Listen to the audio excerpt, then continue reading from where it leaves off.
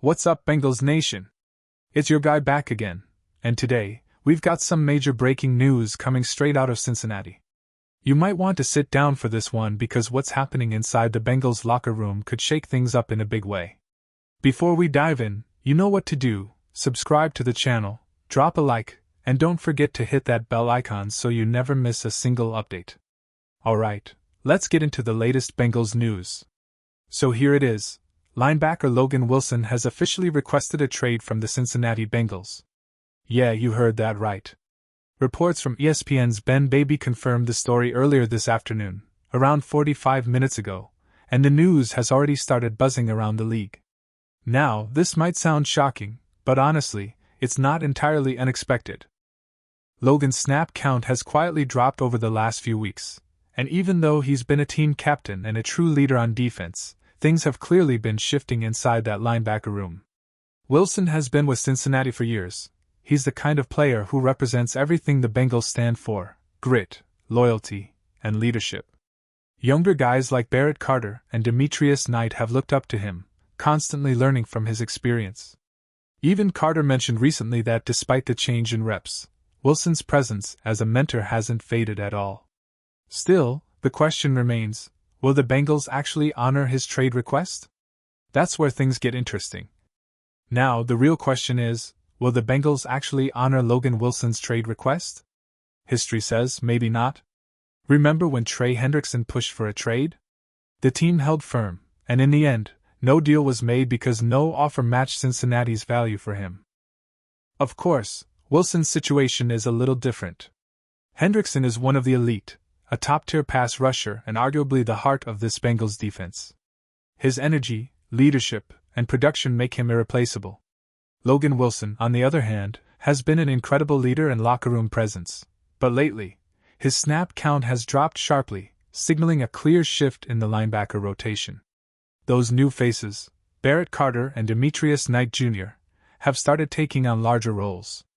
The coaching staff seems to be testing how far the younger players can go, and it's changing the overall dynamic of the defense. Wilson still has 2 years left on his contract, but if a player is unhappy now, things rarely get better over time.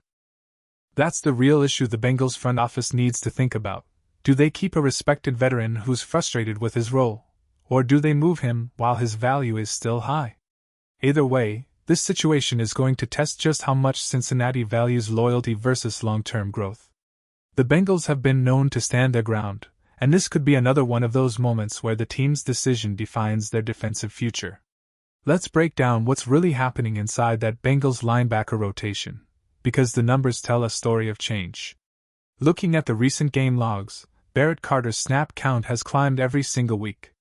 He started the season barely seeing the field against Cleveland, just 14 snaps, but since then, his workload has exploded: 18 versus Minnesota, 20 against Denver, 33 against Detroit, then a huge jump to 61 against Green Bay. Even when the numbers dipped slightly versus Pittsburgh, Carter still played 57 snaps, nearly matching Logan Wilson. That's a clear message from the coaching staff: the youth movement at linebacker is real. Carter and Demetrius Knight Jr. are now seeing major minutes together, and while both have shown flashes of serious potential, the growing pains are obvious too. They're making plenty of tackles, but many of them are happening too far downfield. Instead of meeting runners at the line or creating those explosive stops behind it, they're often cleaning up plays 5, 10, sometimes even 15 yards later. That's the difference between a developing defender and a seasoned one like Wilson, who reads the offense faster and closes gaps before they open. Still, there's no denying the athletic upside of Barrett Carter. He's fast, reactive, and fits perfectly with what defensive coordinator Al Golden wants in his system. Remember, Golden coached linebackers here before taking over the defense, and he's betting on these rookies to grow into long-term stars. But there's one concern that can't be ignored: pass coverage. Both Carter and Knight have struggled when tight ends and running backs leak out underneath. With Cam Taylor-Britt having an uneven season and DJ Turner holding his own but often left isolated, the short zones have become an easy target for opposing offenses. Quick slants, dump-offs, short crossers, teams are using them to march right down the field. If the Bengals can't tighten that up, it won't matter who's starting, the defense will keep bending under pressure. For now, Logan Wilson is still on the roster, but this situation feels far from settled. So, after all the tension, Logan Wilson officially submits his trade request. Now the question everyone's asking, what happens next? Let's talk numbers for a second. Wilson is still under contract for 2 more seasons, earning around $9.5 million next year and $8.2 million in 2027 before he hits free agency. That's not a small deal, but it's also not untradeable, especially for a linebacker who's been one of Cincinnati's most consistent defenders for years. Since his breakout in 2021, Wilson has stacked 4 straight seasons with over 100 tackles. And while total tackles don't always tell the full story, what makes him special is his instincts. He always seems to be in the right place at the right time. That's what separates a veteran leader from a developing rookie. Even in coverage, Wilson has shown he can hold his own. Just last week against Pittsburgh, he broke up a key third down pass, a reminder of why this defense has leaned on him for so long. Now, if the Bengals actually decide to move him, what could they get in return? A mid-round draft pick? Maybe a young depth player on defense? It's tough to say, because Wilson's value goes beyond the box score. He's the voice that organizes this defense. And while Oren Burks is still part of the rotation, he hasn't played nearly as much or brought the same level of command that Wilson provides on the field. Losing him would leave a major leadership gap in the middle of that defense, something no rookie or backup can instantly replace. So, the Bengals front office has a serious decision to make: trade a respected veteran for future value, or hold firm and bet that Wilson can buy back into the vision of this young, fast, evolving defense. Either way, this move, or the refusal to make it, will say a lot about what kind of team the Bengals want to be going forward.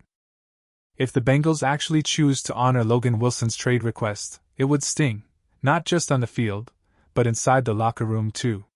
Wilson isn't just another player. He's a veteran voice who's been through the grind, someone who knows Al Golden's system from years past and understands every detail of how this defense operates. Losing that kind of experience would be a major setback, especially for a young linebacker group still trying to find its rhythm. Now, if Cincinnati were to move anyone at that position, the more logical name might be Oren Burks.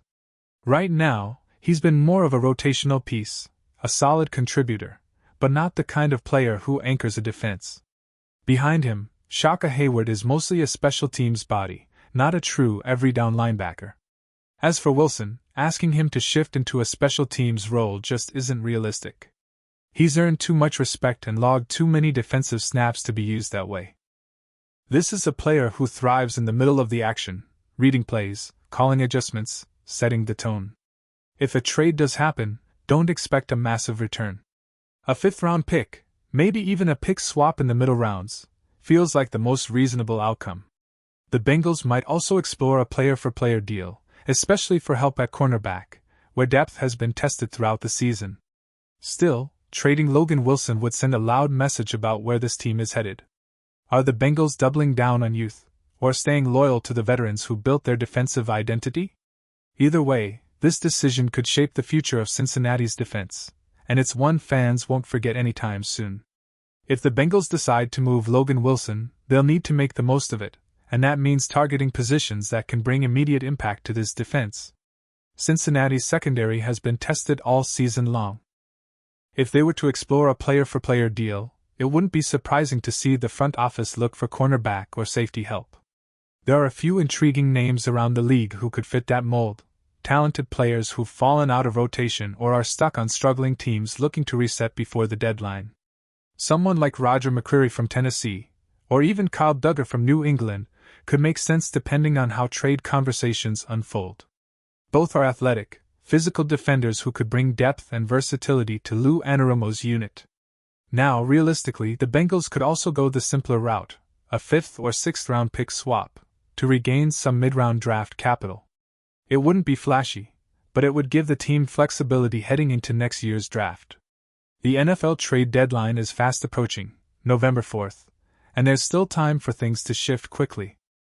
If a deal happens, it'll say a lot about how the Bengals view their window right now.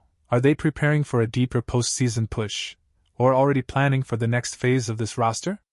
Either way, Logan Wilson's trade request has officially put the spotlight back on Cincinnati, and whatever happens next could reshape the Bengals' defense for years to come.